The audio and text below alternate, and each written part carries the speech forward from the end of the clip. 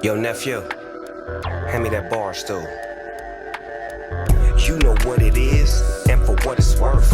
You can catch me on the best corner 21st. Prime time, shine time, always in the game, never ever on the sideline. You know what it is, and for what it's worth. You can catch me on the best corner 21st. Prime time, shine time, always in the game, never ever on the sideline. Fresh and clean. Welcome to 21st in Prime with the main man, Jamie Duke. Man, we got a special guest today, man. Hey, we got a special guest today. Yes, a homie. Well, he's all of that. He just goes by the name of Rone. First of all, when you have one name, you know you that guy. Like, you know, Prince, MJ, Madonna, Oprah, Prime, Rone. Rone. And it's not, a lot of people say, where does Rone come from? Because when I describe it to people, I sometimes say it's Tyrone without the tie. But I'll be honest, there's no Tyrone in me. It's Adam Furrone is the full name. I go by Rone. I work over here at Barstool. I came from the battle rap world. I got a couple battle rap championships underneath my belt. I don't know if we need to get into all that, but I'm just saying, bro, I have things, bro. There's layers. It's an onion over here, bro. You know what?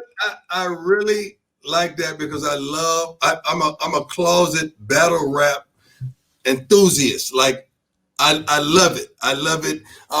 Especially in Wild 'N Out.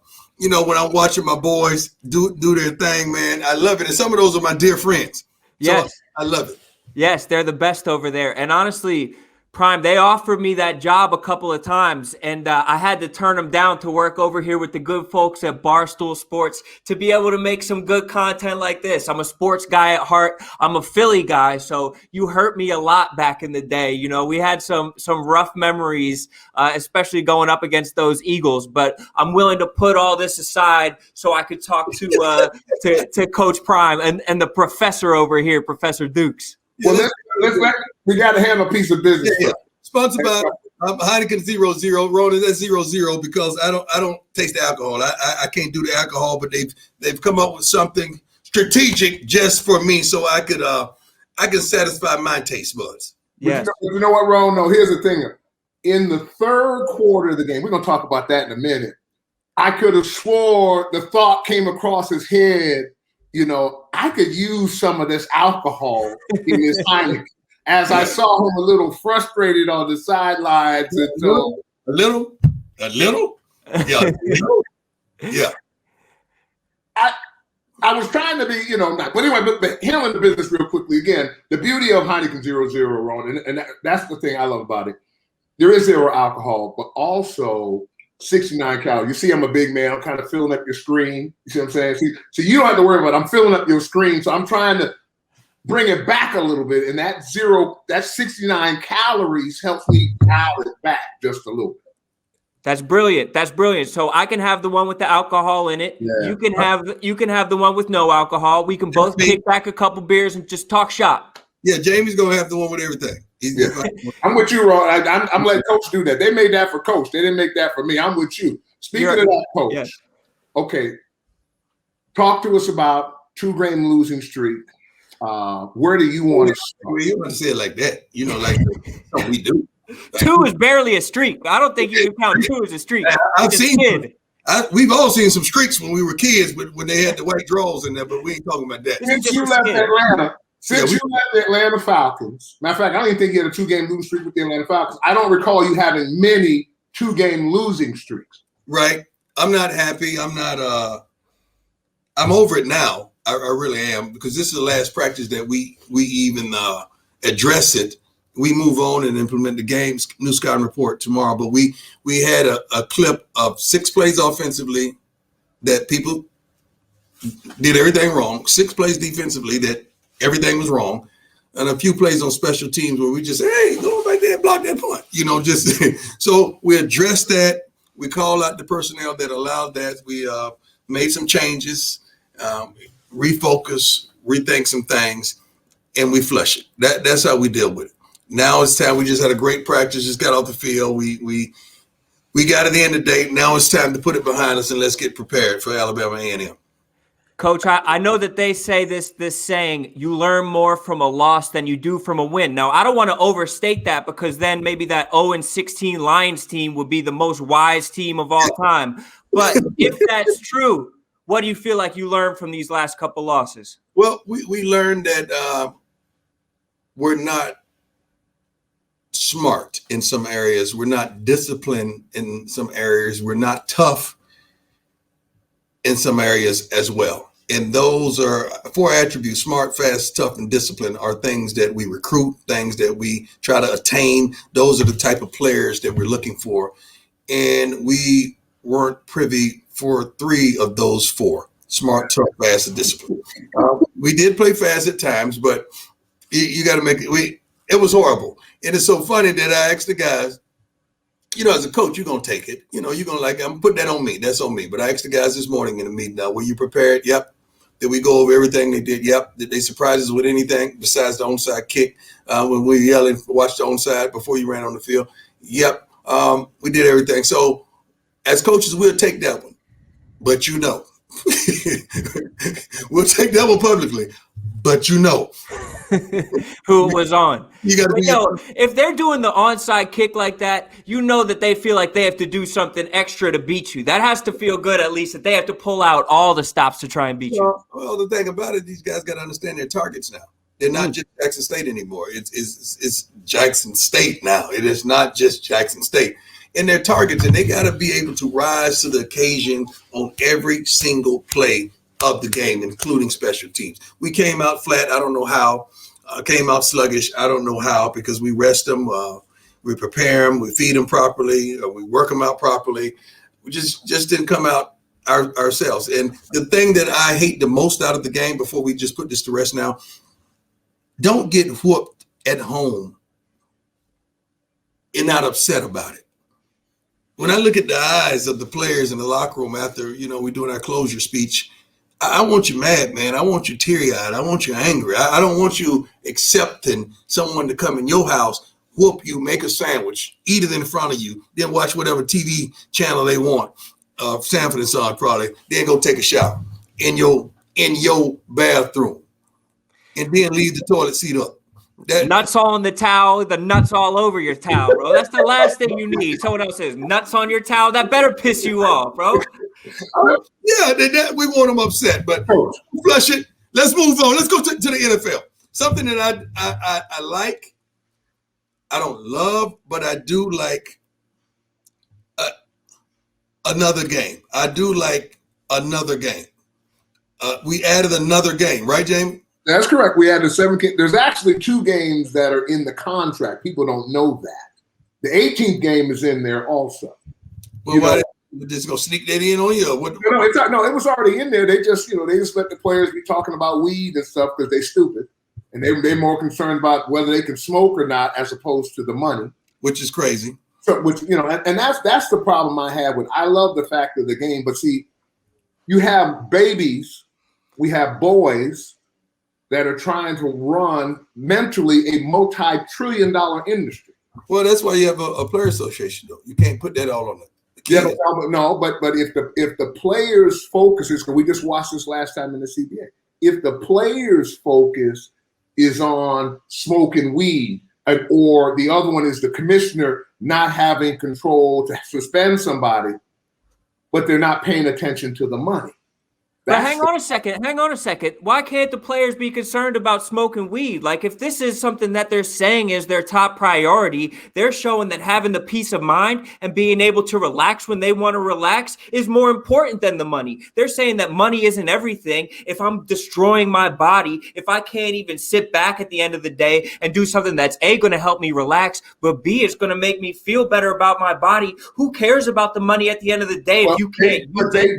But they do, Rone. They care about the money. They care about the money when they're my age. Right. You get me? Yeah. Then they're complaining. Oh, man. Let me give you a perfect example, Rone. In the NFL, you have uniform guidelines. You got to have so much white on your sock showing, so much team color showing. Your towel can only be so many inches. Your shirt can't be out. All that stuff. you could get fined $3,000 for a small increment. I see every week guys just take the fine. Now, when you add it up over a season, you got just 3 or 5 times 16. What is that, Sam? Come on, Sam. Come on, Sam. Come on, Sam. 80. Sam. You got one day job, Sam. Yeah. Okay. You give away $80,000 tax free at the end of the year. They're not thinking about that because, like, I want to dress how I want to dress. Hey, man. You know what 80,000 can do for that uncle that's been getting on your nerves, or grandma's house that all she needs is the air conditioner. She never had air in her life. That's all she needs. Or that sister that wants to go to college. You know, that they're not thinking that, but they're willing to give such a small thing away when it's really not small. But until you get to that on your way out, then you start thinking about all those little intangibles and all those little stupid fines that you surrendered throughout your whole career. Yeah, it is with this next game, it's a big revenue stream for the players, and it seems like it's going to get back to them through the salary cap. But if I was playing one extra game, I would want one extra paycheck every year. I would want my salary to go up by whatever that percentage is. As a fan, though, I love more football. More football for me is fantastic. They've taken away a preseason game, though, which ain't nobody making no money in preseason. See, ain't nobody making no money. See, the players ain't making no money preseason. They don't get game checks to game start. So taking away a preseason game, which ain't nobody cared about no preseason, no way. Right. At all. So you're taking away that, and I'm giving you another game. To me, I like it. One thing I think that they could add, though, I think that if there's going to be more games, more people are going to get injured. There's that little percentage increase of injuries. So they should at least maybe expand the rosters a little bit, so there's a chance for more players to play, or there's you can mitigate against these injuries for the franchises. But I love football. I'm obsessed with football. So if I could see more football, I'm not going to be complaining about it. And think about it, and we'll close. I know because we're going to talk about KD, Rone. I know, but the thing that bothers me most is I agree with what you're saying, Rone, about the importance of THC. Dion will tell you, I'm a science student. And I understand that outlet. They, them whatever you need with this pressure. But I get it for that. I don't get it. But never lose sight of the money is my problem. And don't make to me something you're going to cast away the opportunity for more money, as you say. Imagine with the NFL if they push the season in the sweeps week. Oh my gosh, it'd be incredible. Oh, you can't even count the money. Well, KD. Another thing, no. Another thing I don't like them thinking about allowing linebackers, defensive backs, and receivers to wear single-digit numbers. I don't like that. Let's keep the game as it is. I don't like that. Why? What's wrong with it? You got to understand. I was a guy who practiced in number 2 my whole career. That was my college number. Because I thought to myself, I'm going to remind myself of how I worked in college every darn day in the NFL, and I practice in 2 just as a reminder. But I don't like it whatsoever. I do not want to see a linebacker in a single-digit number. I don't want to see nobody but a quarterback, a kicker, and that's it in a single-digit number. I don't want to see it. No, you're saying that because you're jealous that you never got to do it. You wish that you could wear number 2. A little bit. I am a little bit. You're jealous. Just a little bit, but I just like the sanctity of the game. I just like to keep some things like that pure. I don't like to see receivers in numbers that's not 80s. I don't. I think it looks so cold. It looks so cold. I don't want to see Odell in the 13. I don't want to see that. I want to see 80 to 89. That's what I want to see the receivers in. I do not want to see it. No, you're the type of dude who said, I had to pay for college, so I don't want to see these kids get their loans forgiven because I had to go through it. I want to, when it comes to money now. Coach, what was your 80 number in your mind that nobody ever saw? Was it 88? Drew Pearson? Who was your 80 number? What you mean? When you were a kid thinking about playing receiver, doing what you did. I never think about playing receiver as a kid. Are you always quarterback? I always had the ball in my hands. Some kind of way. I was a quarterback. So your number was always 2. No, I was 10. I was 30. I was the Jews. Everybody wanted to be OJ, the old OJ now.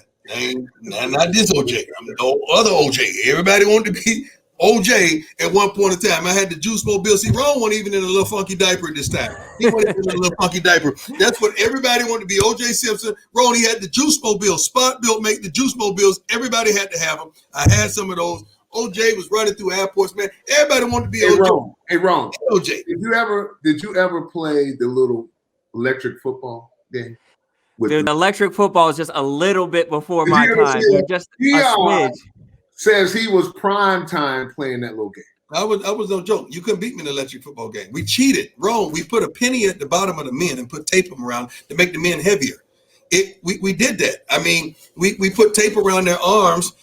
Jamie, I just ordered electric. It's so funny you said that. I found one on Amazon and I ordered the electric football set. It should be in any day now. And that's going to be on the center of my table in my family room right here in Mississippi, baby. Oh, I'm bringing it back. I love it. And I'm going to get into this Kevin Durant, Michael Rappaport thing, but one last thing before we move on. How can you say – I can't wait to hear what side you on. Bro, you're going to find out. But, Coach, how can you say that you don't want to see a receiver wearing numbers other than numbers in the 80s? Yep. Then when we were growing up in the 90s, when we watched you line up at receiver wearing 21, it looked like the coldest thing ever. You can't turn your back on that. I played both ways. I was prime. Now, if you get a prime, one generational type thing, this thing don't fall in your lap, but every 20, 21 years. You see, I put that number back in there. That's when that thing falls in your lap. So something like that, a guy playing both ways, I understand. But I can't, I don't like it. I don't like 11s and 10s at receiver. I don't like that. That's a quarterback's number, man. That's what my mind says to me when I see those lower numbers. I don't see receivers. I really think the psychology of it is that a young receiver will be like, 80s, like I've seen that. I'm different from that. Like I'm that new thing that's coming out. Like I'm that young. I'm going to be in like the 10s or something like that. I have this new wave where it's like the 80s is like like they want to differentiate themselves. I think he's right. I think that's the mentality. I think he's right. I think he's right because I'm in here with a bunch of kids. So when I came in here, I said, look, guys, ain't going to be no linebackers with no lower numbers. No, you're going to be it's going to be 20s through the 49s. So I did all that same stuff too when I came in here to stabilize the number thought process. I don't want to see a defensive lineman in number 3. Oh, no. It makes me angry. You should have digits on. It should be you're not like that. Son, you're not like that. You're not. That's what it should be, how much he weighs. That's what they are doing for the lineman. So that way people know exactly how much the lineman weighs. Let's go 3 digits. It's a kid actually for 0. Kid, go, can I wear 0? I said, if you wear 0, that means you mean nothing to me. Do you think? I love it. I love it. Okay, so Coach, you talked a second ago about having that target on your back, and I want to talk about players having the target on their back, and it was never so prevalent as this past week when we saw a guy that was a little bit intertwined with Barstool a little bit ago, Mr. Michael Rappaport, famous actor, a guy who was an internet mouthpiece on the 90s through today. He was going at Kevin Durant a little bit, and Kevin Durant wasn't scared to go back at him in some DMs that were released to the world. Now, in these DMs, Durant called Mr. Rappaport the B word, the C word, the CG word, which a lot of people can't even put that together what that is. It was basically 2 dudes talking shit to each other, but Rappaport put it online. Durant got fined $50,000 by the NBA for firing back and using some spicy language. But my question is, do athletes have the right to clap back at fans? Should they be above it? And can any good come from it? Would you ever clap back at someone like this, Coach? I wouldn't because I'm above that. When one fool argue and you jump in there, nobody know who's the fool. So I'm not going to do it. First of all, I've never heard one clap that was profound in a game. I've never been to any sporting event and I just heard somebody say, no, baby. If you clap at me, you best believe I'm clapping back. So, and Kevin Durant lives for this. I love me some KD, man. He lives for this. It's like a Gilbert Arenas. It's like some of my NBA players that I adore. Man, you come at them, you best be ready. I don't know what all was said, but I got it secondhand, and I said, you know what? This rapper, first of all, I can't side with Rappaport, or Port, whatever the name is, because he went at my guy Dave. Like when I seen him going to Dave, you already off my list. Like you can't go at Dave. Like come on, man, the presidential, you can't do that. But then when I heard him going at it with KD, and you disclose the DMs, you can't disclose the DMs, man. You really can't. You can't disclose the DMs, man. Especially if you're going to be the one who talks spicy. I think that it's a right of a fan to be able to talk spicy. You can say whatever you want at the end of the day. You're paying for your ticket. You have the right of free speech or whatever, but you can't be shocked when someone says something back to you. If someone claps back at you, how are you ever going to not keep that same energy and then completely change your tone and start snitching to the Twitter police and saying this man made fun of me crying about it? It's a terrible look for him. It's a terrible look. Jamie, I don't know how you feel about it, but like with KD, some people feel like he's above that. He like that. Hey, man, that ain't even don't even go at him like that. KD, leave that mess alone. Then they start throwing LeBron in there. That's why you ain't LeBron, because LeBron would never engage in stuff like that. I heard all the foolishness, but you got to understand, KD's KD, man. Ain't one KD, one KD, and I love me some KD, and KD has time. Clap at KD if you want to. He got time. I think everybody should be, to answer part of that question, everybody should be allowed to clap back. But just know that you'll be held accountable one way or another for what's said. Because, I'm not one necessarily to publicly clap back, however, but I understand it at this point. I may not come to that point of where I'm that frustrated, but I can understand what has been said and how nasty people are. And then when you get certain people that have a certain ilk, it takes wind. KD has been known for having these, not ghost, whatever you call them, these the burners, the burner accounts, and he was going that guy. So that he's always been that way. Aaron Rodgers is like that to me in the NFL. You get certain guys. Has that been proven, Jamie? You can't just throw Aaron Rodgers in the fire, and that hasn't been proven. Now has been proven that Aaron Rodgers. I know enough about Aaron Rodgers and what's been said and how he says certain things when people criticize him and his response back, that it's known that Aaron will get at you too, one way or another through his Pukina, however you want to do that, he'll get back at you. But the other piece of this is that, why not be able to say what you want to say? But you can only say it once. Whatever you're doing, you can only say it once. But is it worth it? Rone, is it worth it? Like for KD, is it worth it? Is it really worth it? Yes. You got 50 racks. You got 50 racks, and your name gets thrown all over.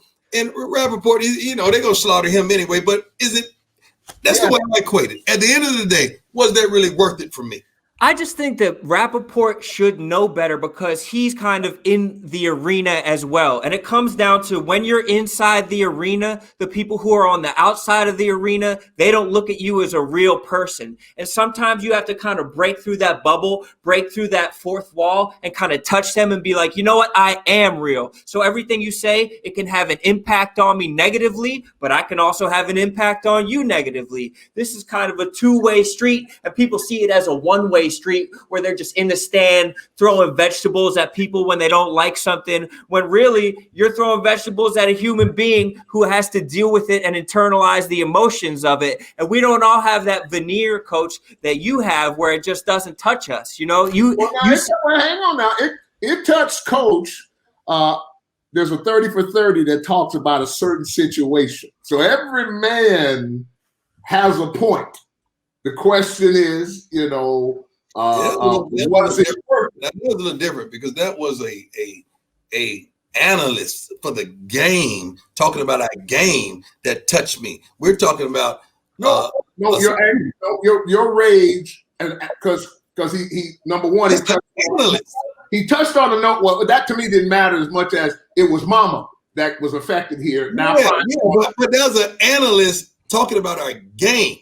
That would be like Troy Aikman sitting up there talking about one of these kids. The entire game didn't have the proper understanding of what transpired. Now, that's a whole different game. This is a regular guy shooting a shot at another guy trying to discredit it.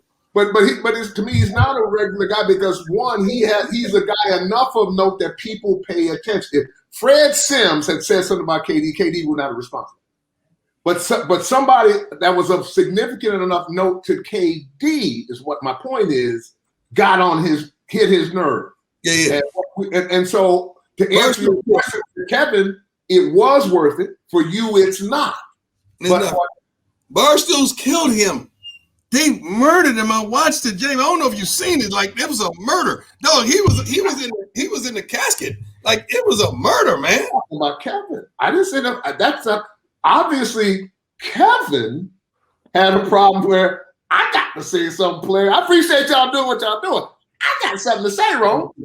Yo, we wrote the diss track to Rappaport. We put him in a body bag on the diss track. But I think that Durant is built different too. That he'll even clap back at Joe Schmo. Like, he'll go at anybody. If anybody wants to talk to him, he'll go back at them. But it's everybody's prerogative to handle it how they want to. But Coach, I want to ask you. I know you said that no fans ever really affected you with the stuff they're saying during the game. But is there anything that you ever even remembered that they said? Maybe it didn't affect you. Oh, yeah. When I was in AAA and I played for the Braves, it was a group of guys just on my butt the whole game, and they was just on me. And at the conclusion of the game, my ex-wife now, I went up to grab her out of the stands to leave, and these guys picked the fight, and I was down. You know, I wasn't really in a. Did you wish they had? No. Let me finish the story. They heckled, jeered, and everything, and the guys just talking junk face to face. I walked away. Within 30 to 45 minutes later, I get a knock on my door, and the police came to arrest me.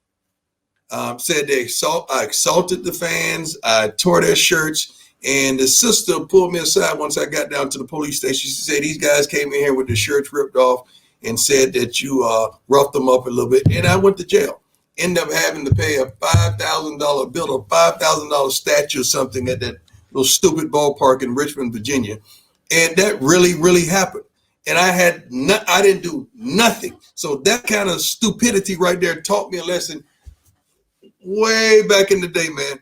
Don't even engage in the nonsense because you don't know who's the fool. They locked you up? They locked me up, boss. Did you regret sending the people in there now? Sending the people in where? To pick up you say you sent the security over there to help move the X. No. I didn't send no security over. I went to the stands to grab her so we could go. I'm saying, did you want to, now that you think about it, should you have left? You left her there. No, we had a good run at that time. That was perfect. I'm sorry. We got a guest. We got the first ex, Rone. We got a guest, man. Come on. So you know, Rone, we're relationship experts. I love it. We got four marriages. That it was a fatality between us. I heard. I've heard tale of it through listening to the podcast. I heard Jamie's drinking and dancing got the best of him. He would have been a couple more years in the league if it weren't for all those good times he was having. Yeah, man. Yep. Club Dukes was off the chain, man. I love that. I love that. Also, Coach Professor Dukes, excuse me. I heard you last week talking trash about big girls wearing crop tops. Spandex. Crop tops and spandex. Crop tops and spandex. But I went back to the old archives and I dug through and I found some incriminating photos from back at Florida State. It couldn't have been you, number 64, wearing a crop top. It couldn't have been you. It couldn't have been you in a crop top. Hey, Ron, can we put those on the screen? We're gonna put them on the screen. You got wow. That is Jamie, that's unbelievable. It couldn't have been a full circle crop top, could it have been? Oh my goodness. Wow. But you wouldn't want to see, that's what I'm saying. So imagine that was a girl and had hair and in the airport with some shorts on. Everybody need love, Jamie. I told you that last week. Everybody need love. Everybody needs love, but you were out there getting photographed. Always in the game, never ever on the sideline.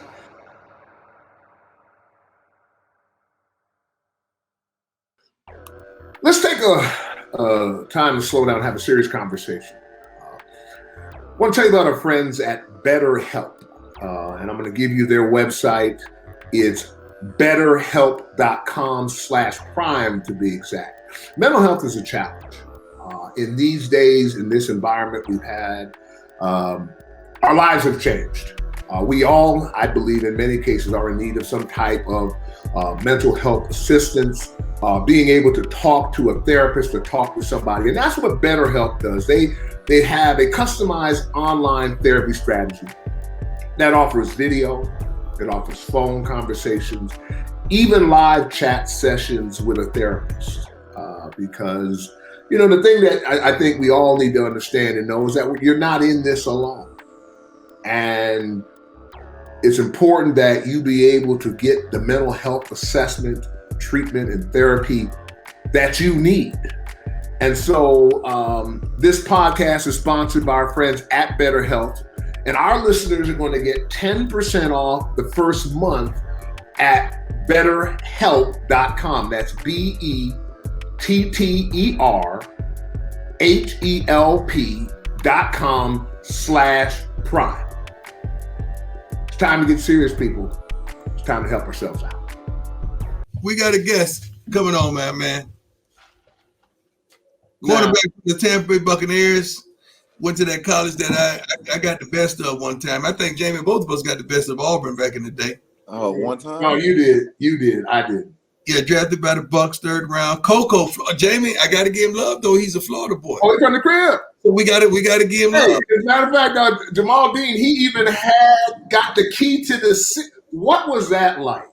Growing up in Cocoa Beach, they give you the key to the city.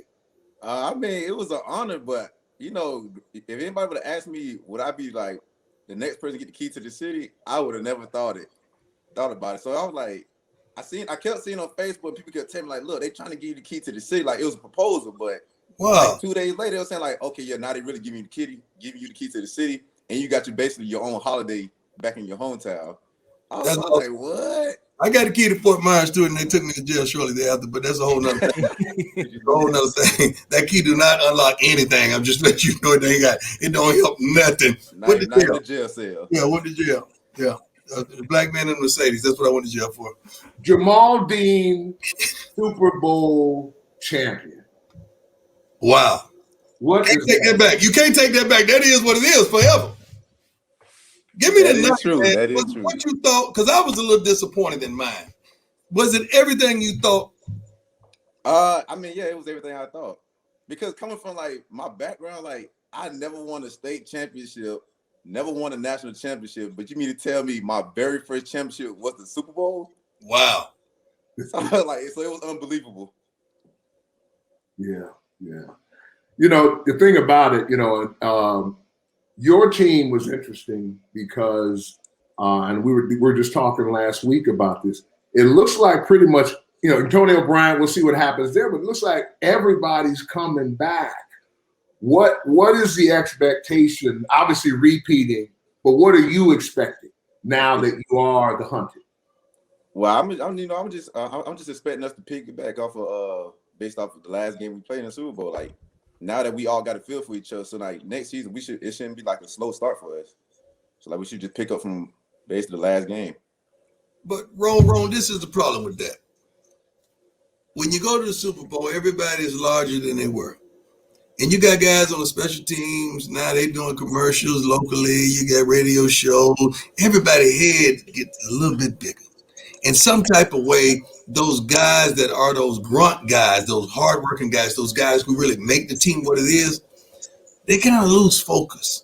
And you just got to pray that those guys that are the leaders, like our man here, are the leaders to say, man, you know what, guys, we got to stay focused. We got to keep the mission at hand. Don't get too far out there. Don't get too far left. And you got to stay your butt right so we could get back. Because making it back is the toughest thing ever to do.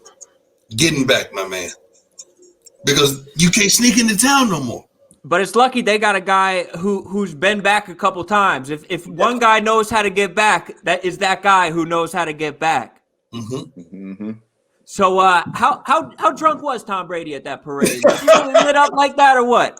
You know, I didn't realize how drunk he was until I started seeing videos of him tossing the Lombardi trophy. So I was like, oh wow.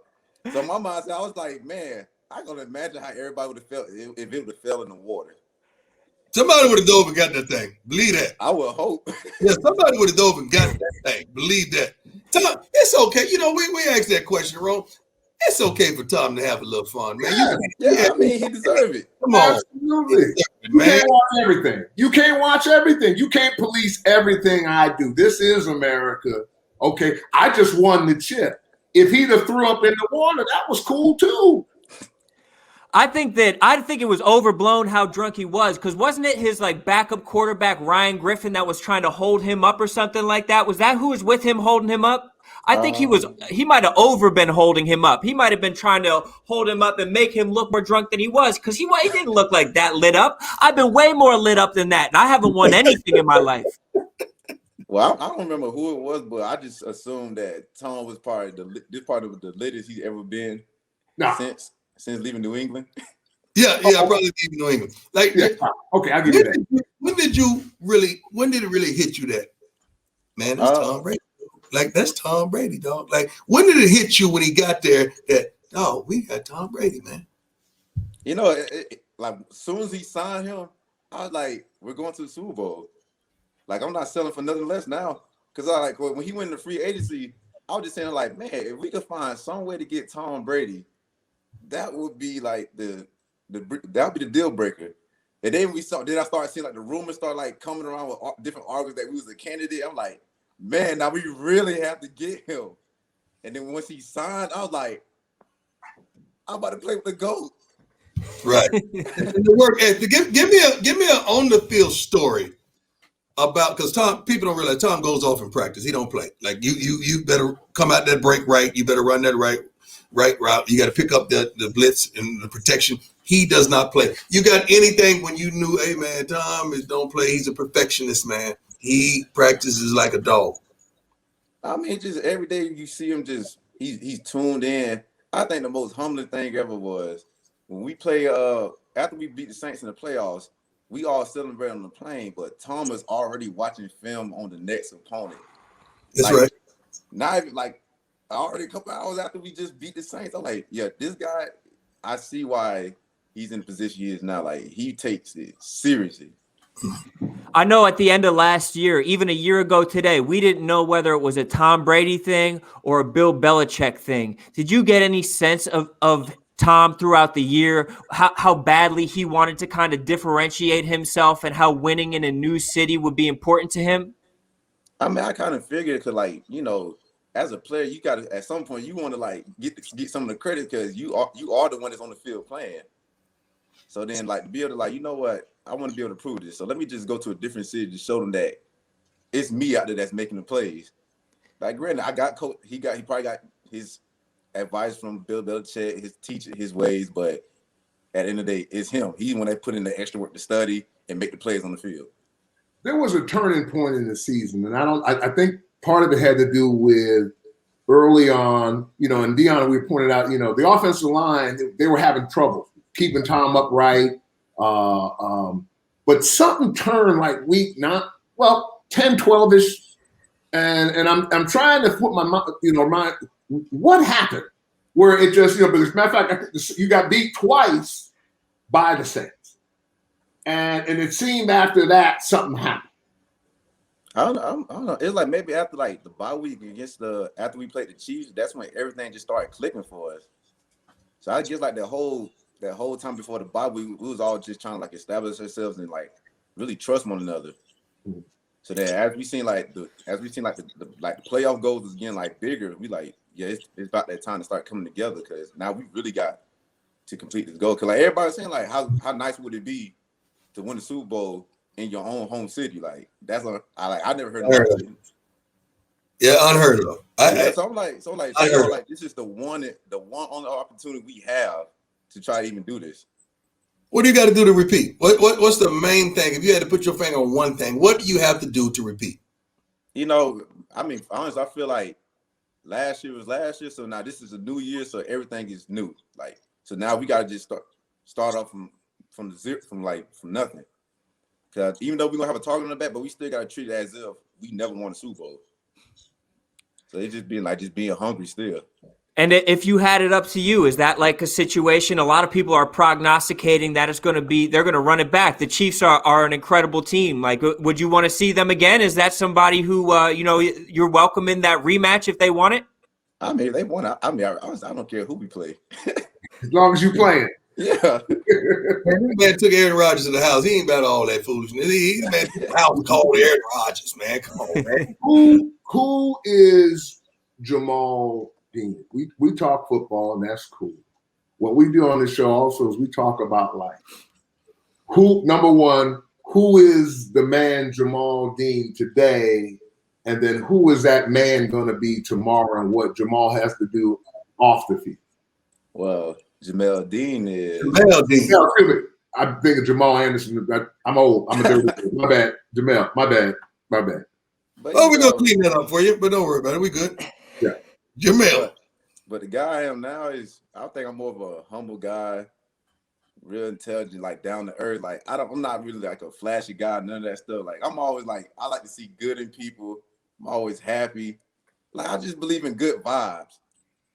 And then basically the Jamel tomorrow is gonna be the same Jamel as yesterday, because I'm the same person no matter where I am. What's the biggest thing, most flamboyant thing you bought? You're a pro now, man. You got money. You're a pro. You got money. What's the thing you bought that you wanted, that you say, I got to get that now? It was basically last year when I had got a 2019 Impala. Come on, man. Come on. Stop it. Yeah. Stop it. Rone, don't let them get away with that, dog. But they discontinued the Impala. The Impala's a classic car now. They don't make them anymore. I mean, my rookie year, like that was probably like the only thing I wanted was a 2019 Impala. Cause I think I blame my mama. She spoiled me as a kid, gave me everything I wanted to a point where. Amen to a good mama, man. Like I don't even know what I wanted, what I really want. So now it's the little thing that just makes me happy now.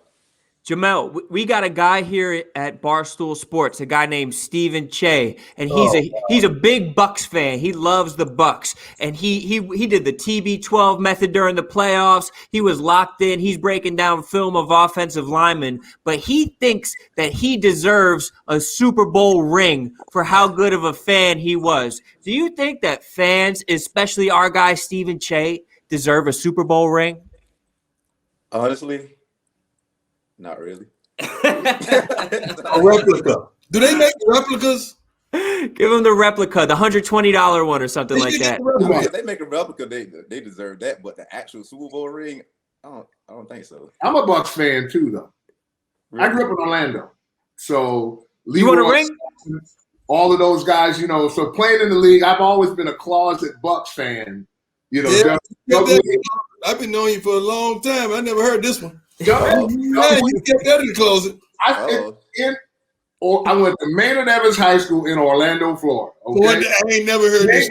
Went to Jones High School. Story of my life. All we ate, only football we had was that, and plus that creamsicle was my favorite ice cream sickle. That creamsicle, the same color as the jersey, dog. Same color. Y'all got to go back, Jamel. Y'all got to go. I'm hoping we do go back to that. Like, I would love to wear the jersey. Oh man, just so I can keep it. Mm-hmm. That was clean. That was a clean look. Hey, we appreciate you, my man. No, go ahead. I'm sorry, Jamie. Go ahead. No, I was going to say the exact same thing. We know you're busy, and Jamel, we appreciate you. Excuse me for butchering that. When you get my age, Dane Bramage is real, but you're a Florida homie. But you know who else from down that way, Dion, too? Coco is Chris Collinsworth. Oh, I thought you said Coco. I was like, what you talking about? Coco, that's Coco. That's Coco. Yeah, Coco. That's Coco. I thought you were about, I don't know no Coco. I don't know what you're talking about. I thought you were talking about Coco, Jamel. I don't know no Coco. Your name's Coco. Chris Collinsworth is from down that way, man. Last white guy, Rone, to win the 100 in the state of Florida. To win a what? The 100-yard dash in the state of Florida. Not the 100-meter. I said 100 yards. I heard, Jamel, I said it right. I mean, he's talking about, my fast time was a 9 something in the 100 yards. Yeah. Damn. 10 on 2.